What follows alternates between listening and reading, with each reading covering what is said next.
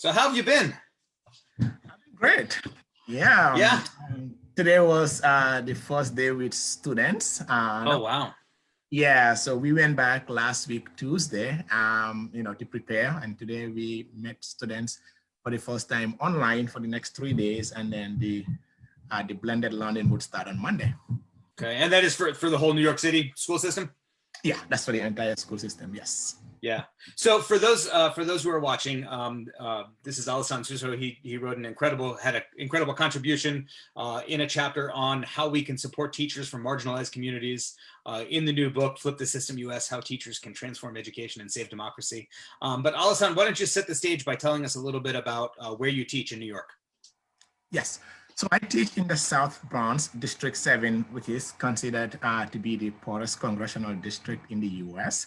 And 38% of the people in the district live below the poverty line. So there's a lot of challenges in that community. I think about 14% have a bachelor's degree. So in terms of challenges, there are no shortage of that in teaching in District 7.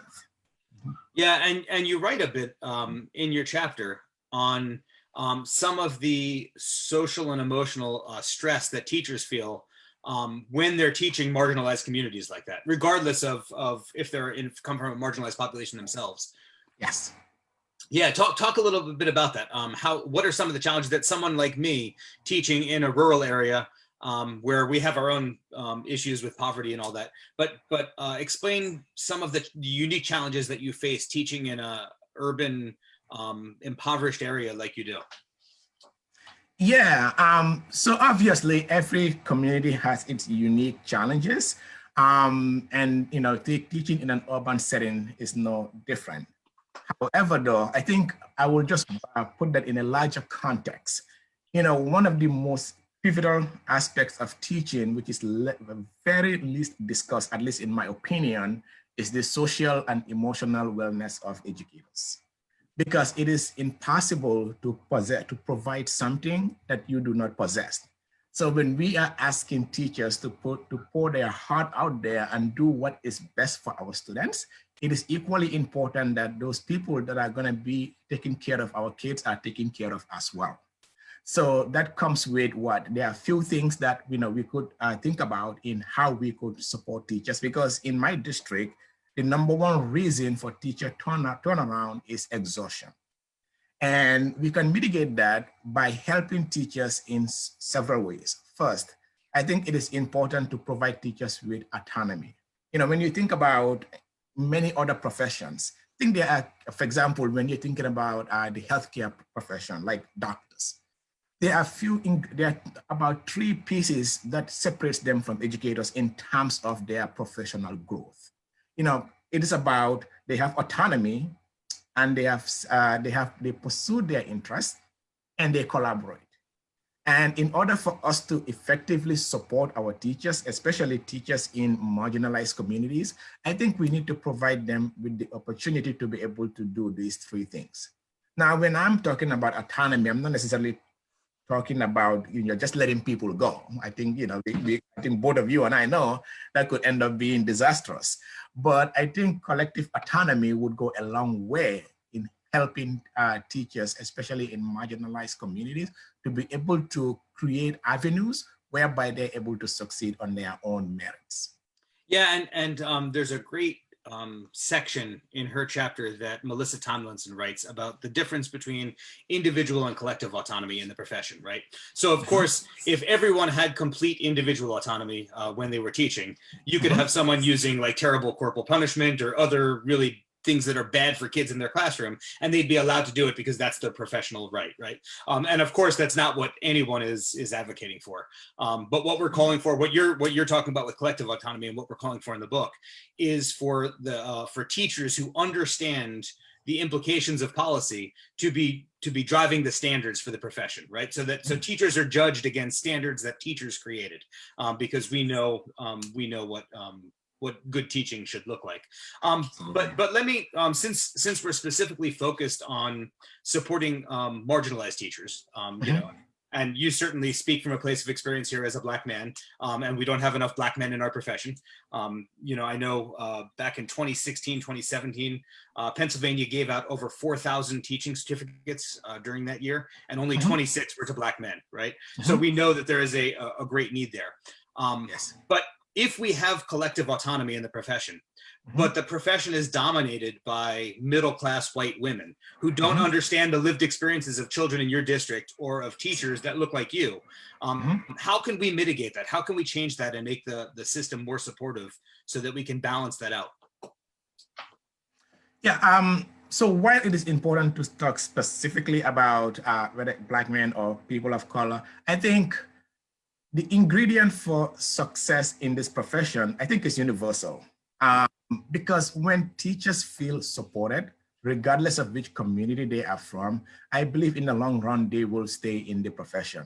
Now, when I say support, what am I talking about? For example, if you are in many communities, if you are like a Black male teacher, when there's time for discipline, especially when it's another Black student, you're usually the one called upon to take care of that. That is not your role. I mean, you should be treated as a professional that you are, like any other teacher in that building. Now, of course, if you are the dean or that's part of your job, that's part of your role, of course, but you should not be called upon simply based on your skin color.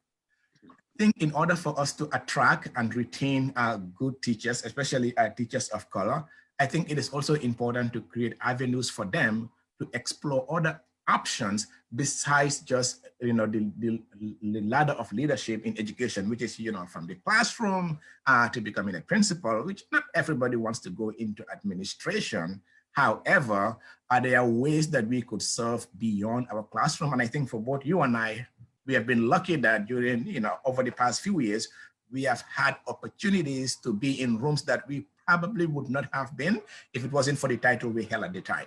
Yes. I speak a lot about during my Teacher of the Year journey. Looking back on that, I am a much better teacher today than I was 3 years ago before embarking on being the Teacher of the Year. And I say that due to going to different schools and engaging with different educators and looking at different practices and looking at what's best in all of them and dissecting that, and now reflecting on that and implementing that in my classroom. But I don't think it has to take an award to be able to provide those sorts of experiences for teachers. I think we could create opportunities whereby teachers are able to collaborate within the school, across the district, so that they feel supported in whatever it is that they are interested in doing.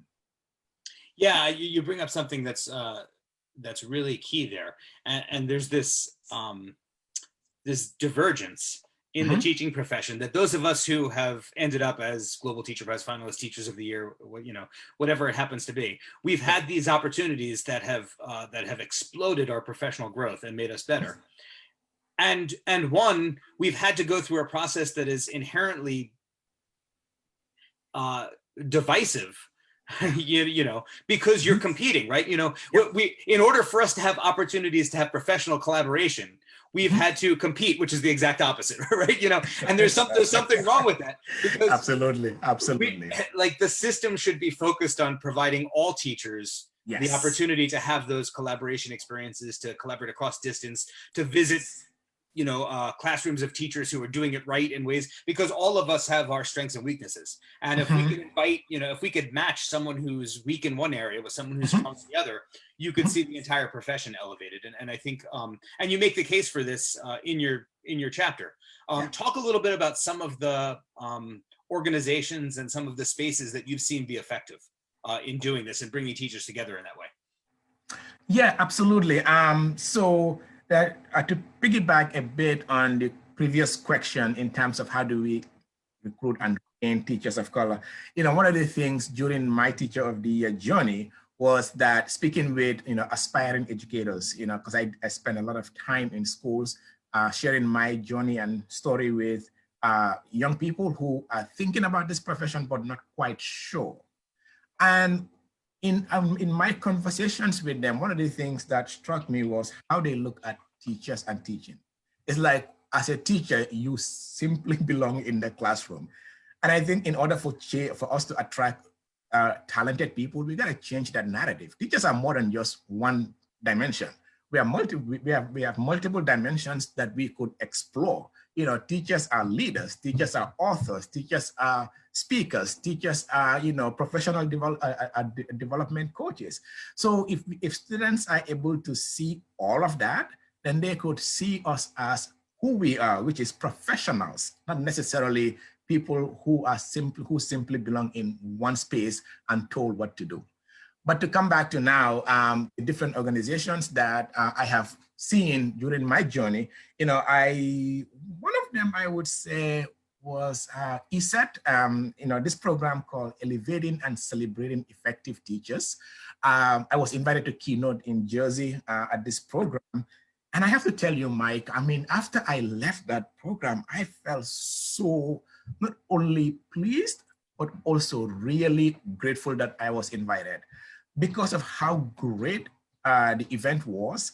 And later on, in speaking with the organizers, it was entirely organized by teachers. It's a Gates grant that's provide opportunity for effective teachers to collaborate with each other across districts.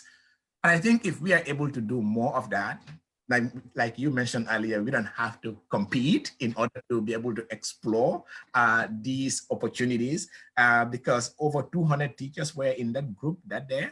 And I think we all left with much better skills and knowledge of our profession than we did working in. So that is one that we could think about. Another way in New York, we have the Master Teacher Program, which allows, you know, effective teachers across the state to collaborate with each other to come up with, you know, standards for this for the state and to come up with ideas that would impact the lives of teachers. And I think it is equally important to also have teacher voices at the table. You know, in New York, we have this program called the Commissioner's Advisory Council, whereby teachers are able to engage with the commissioner and able to bring teacher voices to the table, and, you know, so that, you know, policymakers could get a sense of what's happening in the classroom. I think those few programs do go a long way in helping to elevate teacher voices. Yeah, and I love that you brought up ESET because I've actually been on the steering committee of ESET 2 programs before, and I was one of those teachers that was helping plan the program.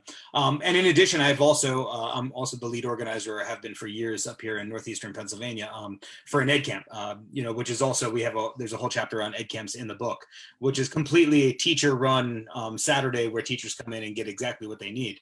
And I think so often, because of the top-down structure in education, this strict hierarchy that the book is advocating that we should break and flatten, so that we see each other as partners in learning. But because of that strict hierarchy, districts often see their role as being to provide professional development for teachers. When if they would just recognize that in their building, in their district, they probably have such incredible knowledge at the teacher level that if they just built structures that allowed teachers to share and celebrate each other and collaborate with each other, it would raise the level of teaching and learning in the entire building or the entire district. Absolutely. I completely agree with that. And I'm going to add to that and say that the top-down model is one component, but I think we also need to do a better job in helping our leaders with human relation skills. I think that's deeply lacking because at the end of the day, when leaders have good human relation skills, they are able to have impact on their teachers, which eventually translate to their student success. You know, one of the things I will share about that during my, you know, Teacher of the Year journey again, I visited this district in upstate New York, and as soon as I walked into the school building, man, I felt a sense of ease. You know, and, you know, then throughout the day, I was just observing because, you know, and talking to people and looking at how the superintendent was navigating with everybody for the 4 hours that I was there. I was very, well, first surprised because it's very rare to see that, but at the same time, very hopeful that if people are trained in dealing with other people, I think we could help a lot in mitigating some of the challenges that we see in our profession. Like the event I was keynoting that day, supposed to be a professional development day. And then he said, no, we're not doing that. So he turned the event and called it, health and wellness awareness for our teachers. So they spend the entire day, not necessarily on content, but then people go to the different groups that they might be interested in. So some people were in yoga session, some people were taking their blood pressure and their heart monitor.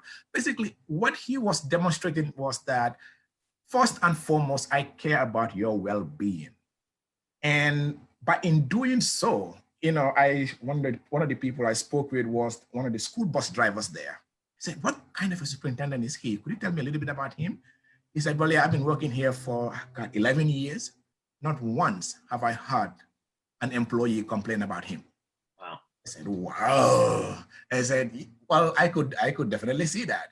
Yeah. Said, but then I followed up. I said, why is that? I said, well, he knows how to treat people like people. That at the end of the day, we all, no matter whatever challenge we are all going through in this building or district, we know that he will be there for us. This were his exact words. And that in it of itself is all it takes, Mike, really. I mean, we could really try to change all, programs don't change anything. I'm sorry to say that. It's the people that change lives. And if the only way people can change lives are those people need to know how to deal with other people. So I think, what I'm gonna hope for is that we are able to train our administrators, superintendents, school leaders, commissioners, chancellors, in how to actually deal with us. By us, I mean teachers, but also as people that, who also need caring. Yeah. Just before this, the interview that I did immediately prior was with Sean Slade on his chapter on whole child education. And the way that he ended that, we had this great conversation towards the end of that call on how do you build a culture of holistic well-being in a school. And he echoed a lot of what you just said, that culture is determined by leadership. He didn't use those exact words, but that's pretty much what he described at the end, that if we can start with our principals and superintendents in our school communities and have them set the tone, yes, that it's easy for teachers to do. Because what you just described, I think all of us, if we treated our students like people, like humans, right, and worried about their holistic development, we would be better educators. They would learn more content, but that's easier in a situation where you have a superintendent like that who was focused on those things. But in your chapter, you wrote specifically about when you talked about the social emotional health of teachers. You talked specifically about isolation. And how harmful that can be. And I think earlier in this conversation, we talked a little bit about professional isolation and why teachers need to collaborate in order to grow as professionals.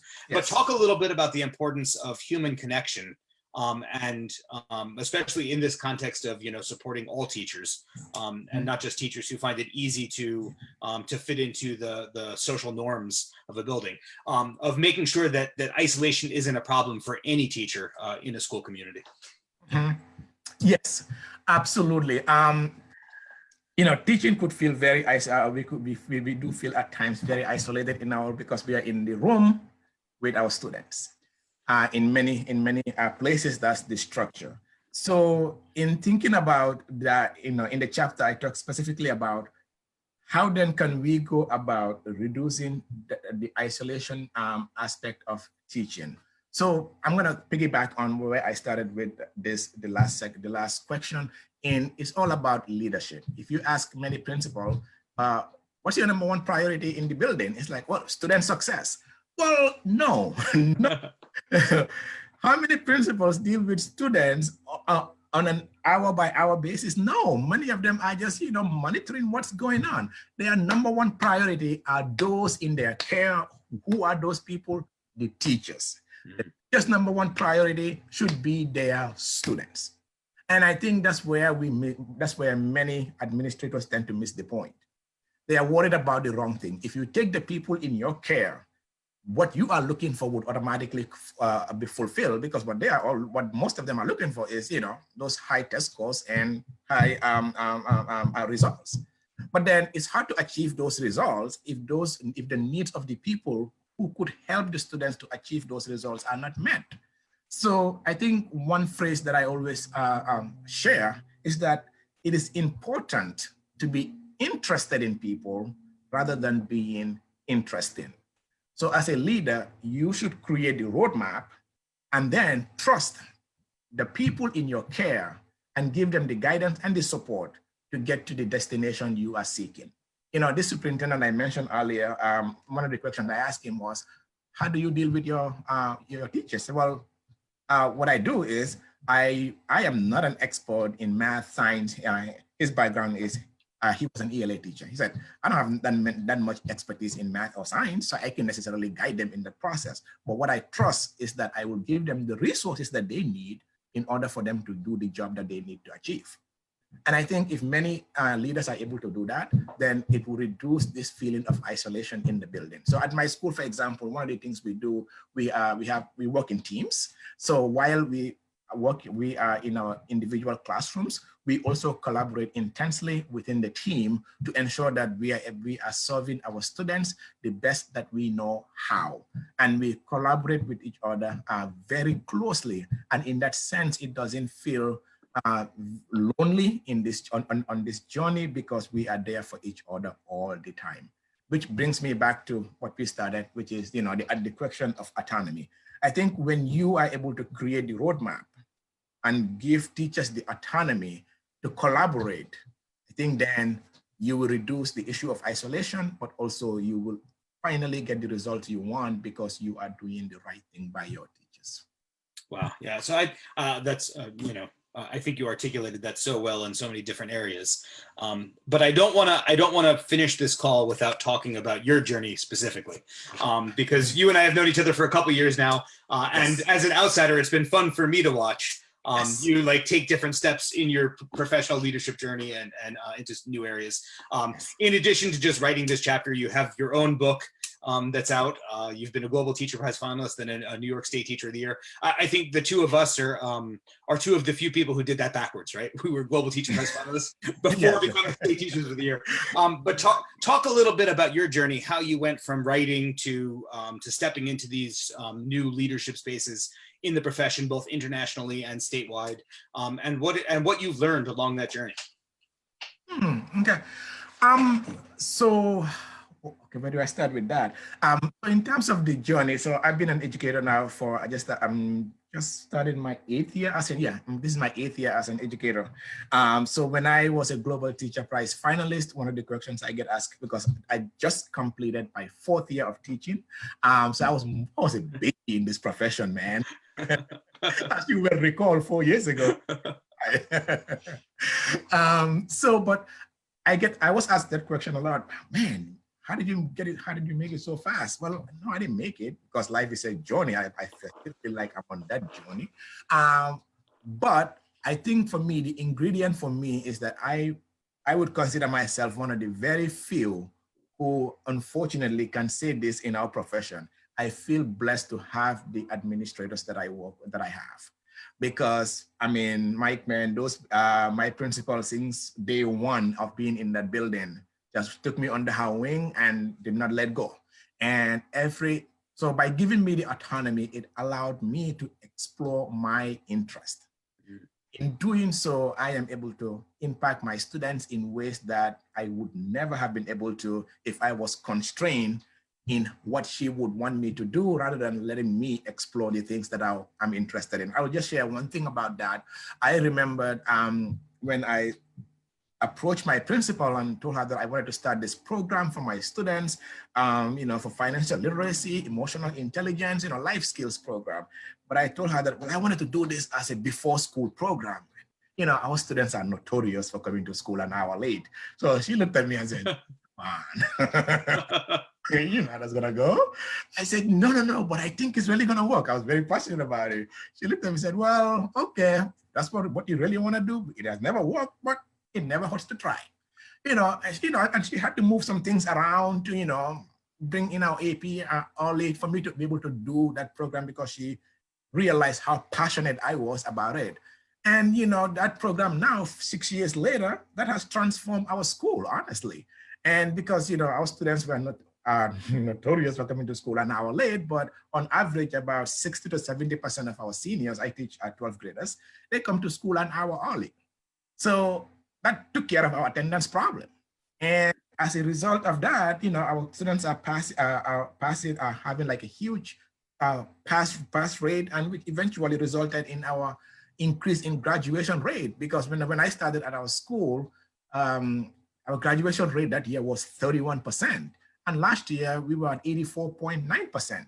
So of course, that program was not the defining factor of that, but it was a huge contributor to that, because if you could get 70% of your kids to come to school an hour early, obviously you have taken care of your first period attendance problem.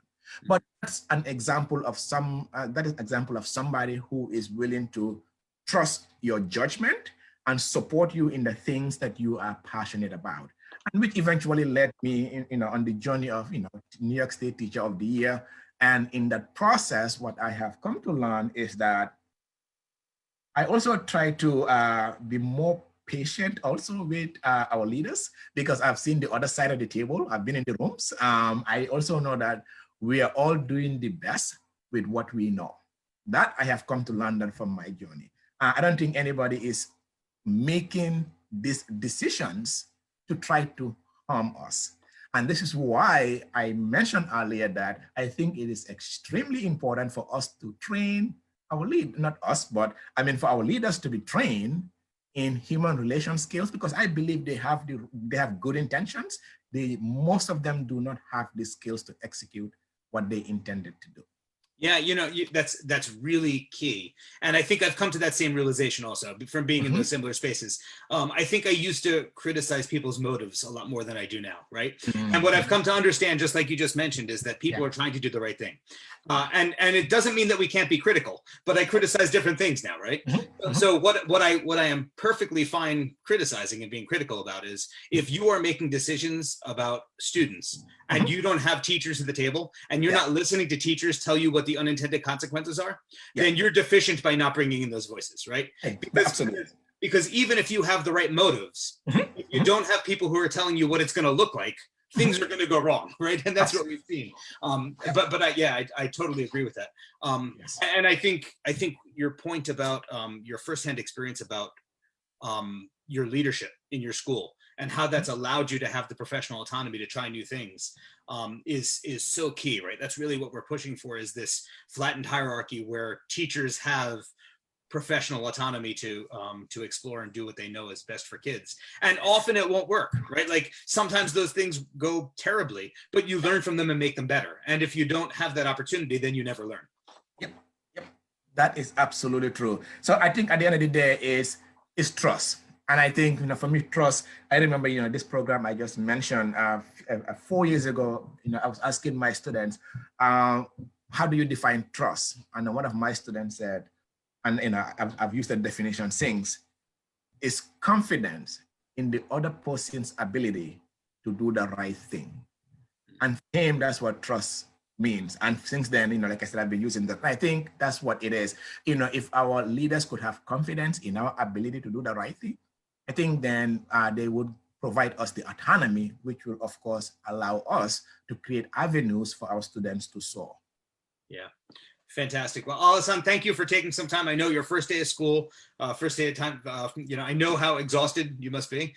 There's no tired like first day of school tired. So I really appreciate you taking some time to talk with me. Alhassan's thank you so much, man. I also want to say thank you so much for having me to be a part of this, the book, as well as the interview today. And thank you for all you do. You've been a great cheerleader for educators, not only in this country, but around the world. I remember last year at Google, when I met Jen Wall from Pennsylvania, when she introduced herself, I said, "Oh, you're from Pennsylvania?" I said, "Yeah." I said, "Do you know Mike Soskill?" He was like, "You know Mike too?" And we were both like, "Yes." Like, he knows everybody. well, thank you for those kind words. I think I could say the same thing to you. I think you've had just Yeah. an incredible impact, not just in New York State, but also worldwide. And your voice is so important in this book. I can't wait till people are able to read your section and the others, and even in the things that we're talking about that you didn't write about, right? When you're talking about some of the things you do in your classroom, there's such parallels in some of the other chapters. Like I know what you do in your classroom is so parallel to what Estella Owima Church does in her classroom in Los Angeles, even though you're teaching different subject areas on different coasts, but empowering students to be civically engaged and to think about issues critically. So just thank you for everything that you do and for lending your voice to this project. Absolutely. Thank you so much for having me. All right. Have a good one, Alhassan. All right, you too, Mike. Bye-bye. Bye-bye.